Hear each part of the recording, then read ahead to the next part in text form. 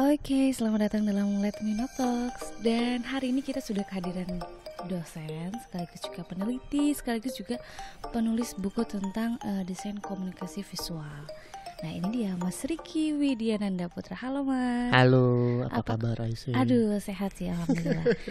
Kesibukannya apa nih akhir-akhir ini? Kalau kesibukan akhir-akhir ini yang pasti ya karena saya sebagai pengajar ya, di Universitas Budi Luhur, kemudian juga sedang lanjut studi lagi. Oke. Ya itu aja sih, paling juga sambil nulis-nulis, rencananya mau buat buku lagi gitu. Wih, akan lahir buku ketiga nih sepertinya ya. Iya. Oke. Dan hari ini kita akan membicarakan tentang AI nih ya saat ini. Karena kita lihat tuh saat ini tuh AI itu udah serba bisa gitu. Bisa membuat gambar, teks dan lain-lain. Dan ini apakah nanti ke depannya bisa jadi tantangan di industri kreatif atau malah bisa mendukung kita ya sebagai profesional gitu. Tapi sebelum kita jauh ke sana, tadi kan kita sudah mention ya kalau bahwa Mas Riki ini adalah penulis buku. Nah, bisa dijelasin gak sih bukunya tentang apa aja nih Mas? Kalau buku yang saya tulis ada dua ya. Yang pertama itu terkait dengan desain komunikasi visual. Kemudian yang kedua itu terkait dengan pengantar produksi pembuatan animasi gitu ya. Jadi dua buku itu yang sudah saya tulis dan sudah diterbitkan seperti itu. Jadi dua buku itulah yang memang menjadi fokus atau core saya sesuai dengan keilmuan yang saya miliki seperti itu. Kalau isinya membahas apa aja tuh Mas? Kalau di buku pertama lebih fokus ke apa? Kemudian kalau yang kedua tuh lebih ke apa? Kalau yang buku pertama itu lebih ke pengantar desain komunikasi visual ya. Gimana caranya desain komunikasi visual itu bisa berfungsi dan bekerja sesuai dengan kaidah-kaidah atau prinsip-prinsip desain yang dipakai, yang nantinya secara informasi bisa dipahami, bisa dimengerti oleh target atau segmentasi yang dituju. Karena kan kalau DKV itu pasti produknya ya terkait dengan visual ya. Jadi di mana ada visual, si segmentasi paham visual itu seperti apa gitu ya. Nah, kalau buku kedua itu lebih membahas bagaimana sih cara memproduksi film animasi khususnya. Di sini kan sekarang banyak nih ya konten kreator animasi gitu ya yang tampil atau hadir di platform platform ya, contohnya di YouTube gitu ya. Nah, di buku itu lebih membahas ke situ, bagaimana caranya menjadi konten kreator animasi gitu, kurang lebih itu. Dan bukunya bisa dibeli di mana Mas?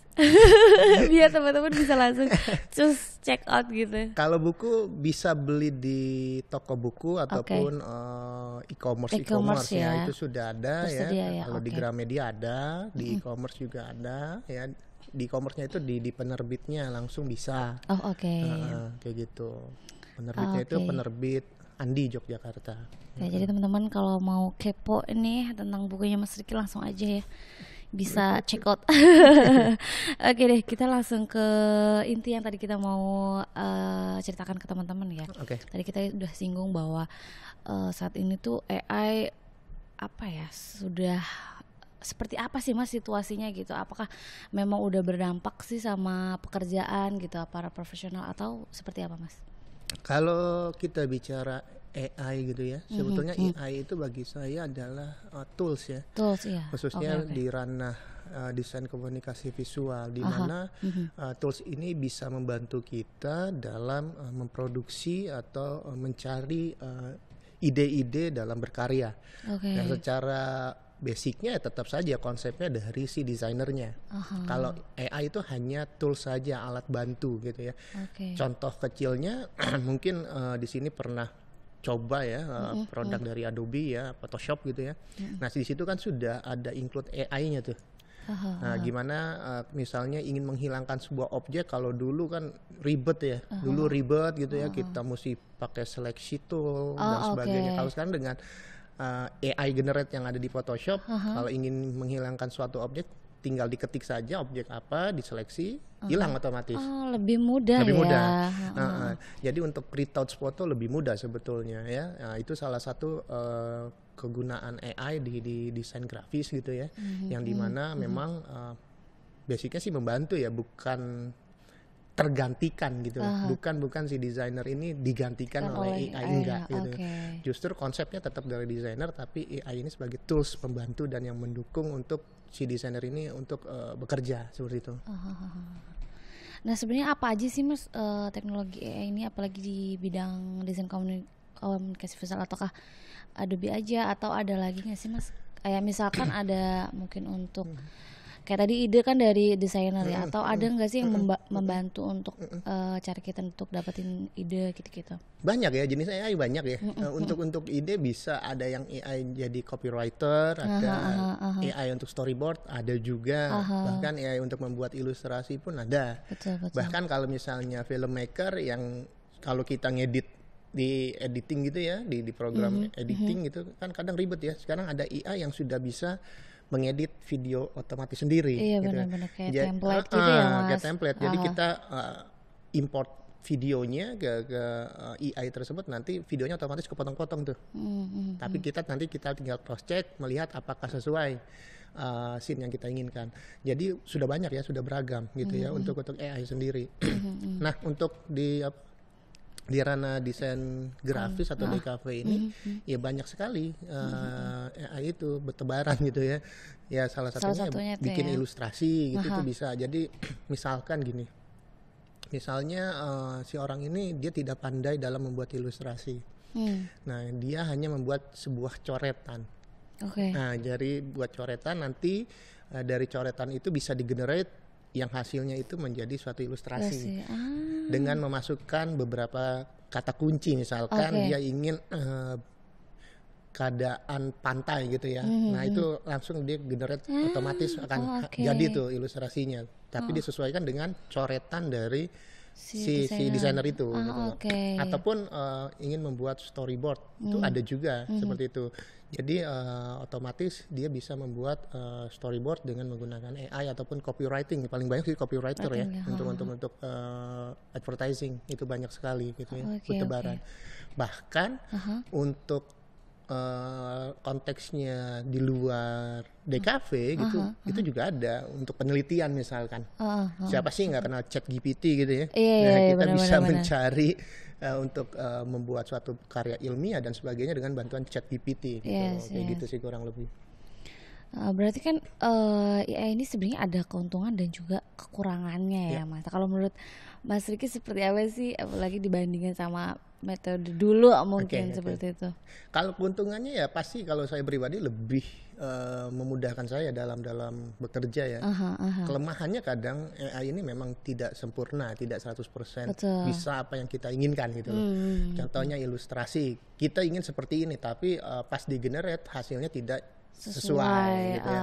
Nah, masih banyak kelemahan gitu ya di AI ini, tapi kelemahan itu pasti lambat laun akan diperbaiki.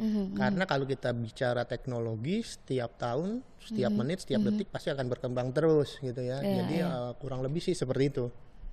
Oke, tapi kita sebagai pengguna juga sebenarnya jangan sampai terlena ya nggak Mas? Iya. Soalnya kalau udah terlena sama teknologi, aduh udah deh, males banget nih bikin kata-kata, udah ChatGPT aja gitu. Jangan mendewakan teknologi ini sebagai alat atau tools yang memang kita harus gunakan dalam kehidupan setiap hari gitu. Tidak semuanya bisa digunakan gitu loh. Nah, yang penting sih balik lagi ke individunya, kapan kita harus menggunakan tools AI ini dalam konteks berkarya ya, seperti itu. Oke deh. Sebelum kita tutup nih kesimpulan obrolan kita pada hari ini, asik.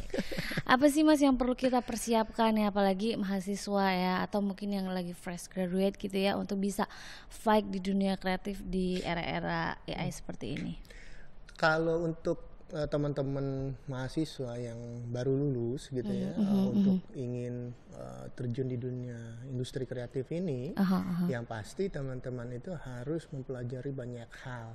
Jangan puas dengan apa yang sudah dimiliki. Kita gitu. dapatkan, Karena Kalau kita bicara industri kreatif itu dinamis ya, terus bergerak Terus gitu bergerak, ya, oke, terus oke. bergerak terus gitu loh. Jadi ya hal-hal baru harus dipelajari. Kita harus adaptif gitu ya Iya, Mas harus ya. adaptasi. Jangan misalkan gue ngapain sih gunain AI? Jangan gitu Aha, ya. aha, Setidaknya juga memahami atau mengetahui lah Ya, teknologi ini yang oke. nantinya memang bisa digunakan dalam berkarya ya sebagai alat bantu ya dalam menemukan atau mengembangkan konsep atau ide gitu ya. Ya, Ya jadi harus banyak belajar, Oke. kemudian terbuka dengan apa? Dengan Open mind, masukan oke. ya, Iya. masukan dari teman, dari bos misalkan kalau sudah bekerja nanti gitu ya.